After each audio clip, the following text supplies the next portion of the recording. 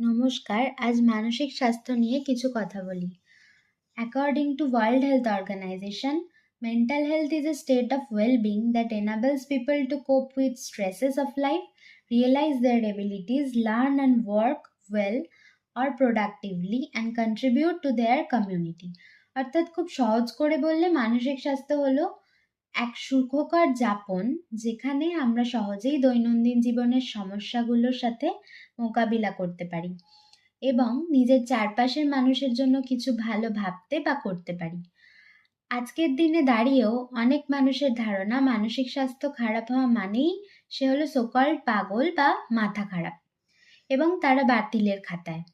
অথচ সেই মানুষগুলোই কারোর শারীরিক অসুস্থতার কথা জানলে খোঁজ নেন, সময় করে খোঁজ নেন। কেন এই বিভেদ, কেন এই বৈষম্য? মনে রাখবেন, there is no health without mental health.